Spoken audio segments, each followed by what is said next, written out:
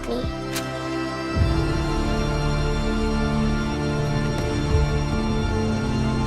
Wait! Before we get started in this sci-fi adventure that's in theaters right now, please do us a favor. Hit that subscribe button right at the bottom. It's Freezies, the creator. This is a Gareth Edwards film. He is the same person who directed Godzilla in 2014. And then like a year or two later, he directed Rogue One. And this is a film that's starring John David Washington. And the last film that we reviewed on here, we were not impressed with him. We've reviewed a couple John David Washington films on this channel, and both times we're like, what? Half and half is his acting, but it also is what's been given to him. I agree. With this film, this is a futuristic sci-fi dystopian world. It's also like an alternate universe. From the trailer, I thought this movie took place way in the future, but actually it takes place in like 2063 or something like that. So this is like an alternate universe where AI came to fruition a lot earlier than in our universe. AI got so smart, so the government has banned them all across the United States, and they're trying to do it all across the world. I had an issue there in that they said New Asia has a very different view on AI than the Western world. So I'm like, is all of Asia just one big country now? And the movie never really tells you any of that. It just says New Asia. And you're like, what is that? Because, Asia is like a continent. So did the entire continent like come together, or I don't know. The movie doesn't seem too concerned about that, but that is where the bulk of the film takes place. AIs and humans actually live in peace and harmony in New Asia, but the West says, F AI, no one can have AI, and they're like trying to kill all the AI or whatever. That was another thing about the film that I didn't like, because honestly, that whole idea about AI coming to kill us, such a dumb thought process, so stupid to me. I hate it so much. I hate what a stranglehold it has on people. It's so stupid. If AI kills us all, it won't be AI's fault. It'll be our fault. We'll do it, right? In this film, AI isn't even what we think about AI. AI is a stand-in for, like you said, a cyborg or a robot, right? AI is always some sort of a robot. It's never like a program. So, the movie's actually got more going on than what I initially thought. Our main character, his name is Joshua Taylor. He is an ex-Marine, and he is sent undercover to get in with the robots and get with the leader of the robot's daughter and get close to her, which she's a human. She's a human being, but the robot raised her ever since she was a child, and he grew close. He's married to her. They have a child on the way, but the people who he worked for, with name is Nomad, they are trying to take out Nirmata. That was the AI leader. Nirmata is worshipped like a god because they think whoever Nirmata is, and this translates roughly to the creator, is like the creator of AI, the originator of AI. And there's so much mystery around who is Nirmata? What is Nirmata? You've seen this type of stuff before. You can tell this director loves Blade Runner. He loves those type of films because it feels exactly like that when you're watching it. I think the main reason why I didn't think it was revolutionary, it goes back to John David Washington, man. I didn't think that he had good chemistry with the AI girl that was in this film that was supposed to be like the ultra weapon that can control all AI anywhere, and this weapon can grow, and it ended up being a child. So when you mentioned you wanted to see the creator, I was like, no, because that shit looked corny as hell.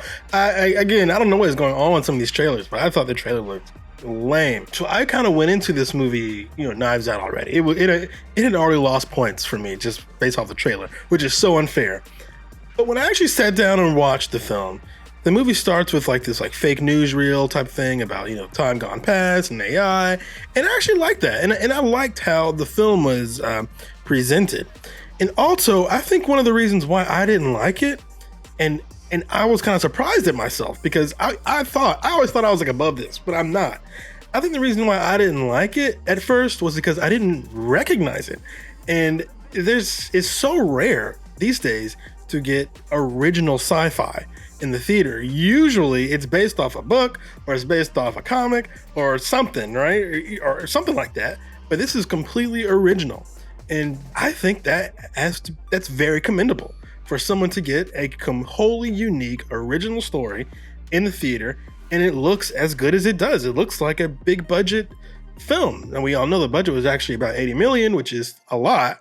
But that's still not as much as, your average MCU film. Your average MCU film, the budget's hanging around, 115 million. There are things about this movie that I was surprised that once I actually sat down and watched the film that I liked. I liked the unique premise. I want to like John David Washington because he seems like the kind of actor that I would like. For me, I did enjoy the premise of it. I do like the fact that it is an original script, it's an original story. They know where to put that 80 million on the screen because it looked amazing through cinematography, man. Let's talk about that cinematography because for the movie to look this good, did you know, Tyrone, they shot this on a consumer grade camera. They shot this on a camera that you could literally buy at Best Buy right now. Just to put this into perspective, right? For most films, like if you're going to rent a Red camera or something like that, it would cost you about $1,000 a day. We all know these movies shoot for months. That expense adds up. But the camera that Gareth Edwards uses for this cost $4,000 straight up out of the box. So the fact that he shot this on a consumer grade, essentially a video camera, and it looks this good is really shocking. So what's funny is there's a great article where Gareth Edwards was thinking about this film and how to shoot it because it obviously be very expensive. And it was like, well, there's no way to shoot this because, you need a big honking camera and it costs very expensive and XYZ.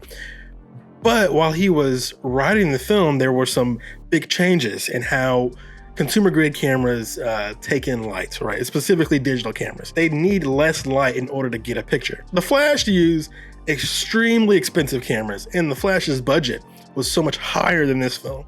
And yet, this one looks a lot better.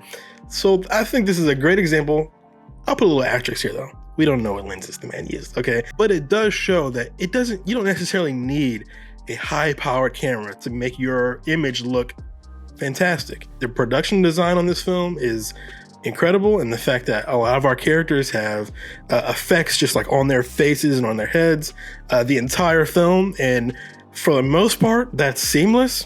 I thought that was incredible. When you said that it takes less light to do, a lot of the shots that was filmed at night looked so natural. And actually, Gareth Edwards has a quote where he says, because these new cameras are so sensitive, you can really shoot a film in moonlight. This new actress, this little girl, Madeline Unavoil, that's her name. I hope I didn't screw it up that much. But Madeline did amazing. Her character loved John David's character a lot more than he did her. He had to find love for her. That's interesting. I'll be honest, I was confused by a lot of her performance until the end of the movie, because when they first meet, she looks at him and he looks at her, and then she's just like, she doesn't give a damn. And I'm like, that's a bizarre reaction. I'm like, okay, I guess they'll explain that later. And then as they move on, she is so trusting of him.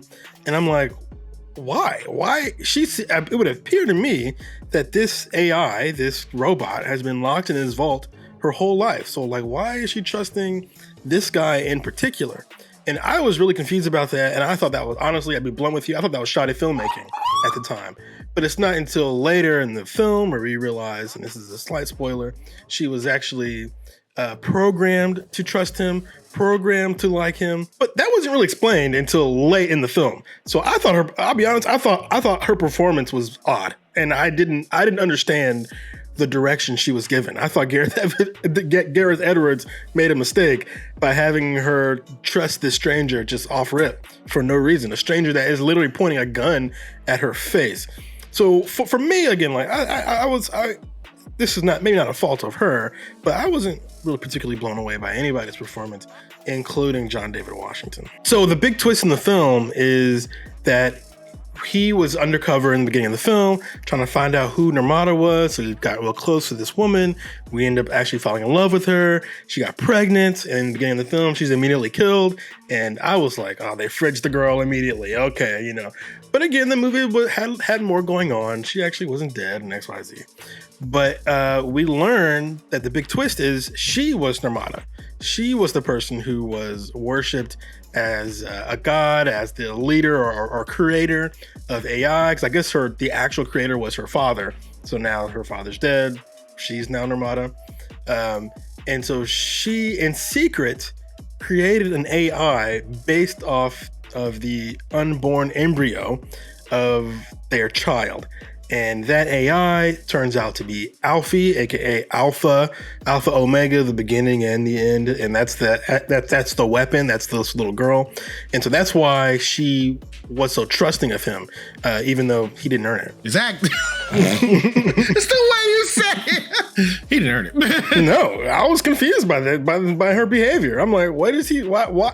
He's pointing a gun at you. Like, you don't know what the gun is? Like, what are you doing? Hey, he didn't earn it, but I still feel like she did a great job. Ultimately, I think I did like this movie, a lot more than I thought I would.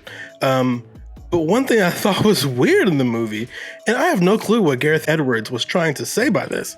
There would be these scenes where, like, someone would, like, throw a grenade, but then it's like a random dog would pick up the grenade and roll it down the hill and kill somebody. And there's another scene where a robot was trying to blow up a tank, and the robot died before he could press the button, but then a monkey comes and presses the button for him. They trying to say something that, like, both the natural world and the AI world want to stop this. And what is he trying to say? I did like the little girl's performance in this, and the most thing that I liked about this was that it's an original story. It didn't come from, like you said, a book or a previous movie or some type of rehash. And I scream that to the heavens all the time, that Hollywood is not creating things that's original, and they need to get back to that.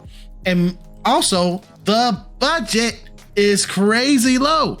Yeah. So, I have to give points for all of that. I did enjoy this film, so I'll have to give this film a B. Great. A B is exactly what I'm gonna give it too. While it is a unique story, not based on anything, like you said, it is very familiar, right? It does feel like a Blade Runner, where you got this dystopian future or something like that. And also, I'm not even really big on manga or anime, but the movie reminded me a lot of, like, Ghost in the Shell or something like that, like an anime or a manga.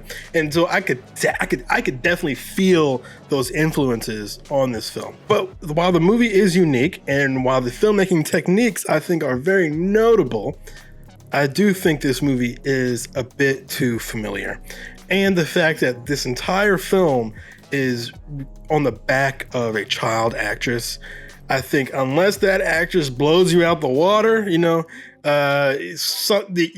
movie can sometimes feel kind of shaky if I don't understand her performance, which I did not understand her performance for the bulk of the film. That's not her fault. There's no slam on her. She did exactly what she was supposed to do. But ultimately, I think this film is fine. It's a good movie. It won't blow you out the water.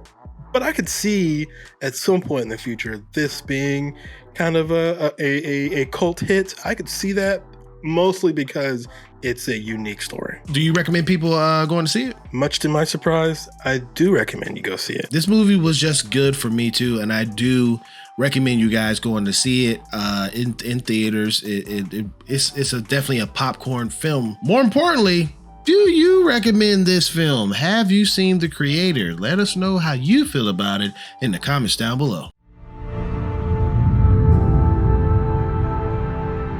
Thank you so much for clicking on this video. You guys ride with us. We see you in the comments talking to us, and we really do appreciate you guys. So if you're new to seeing our faces, please hit that subscribe button. It's right down there. And if you did like this rating and review, please hit that thumbs up, all right? Or you can hit that thumbs down, whichever you choose. It is your opinion. Just remember one thing, it's mostly wrong.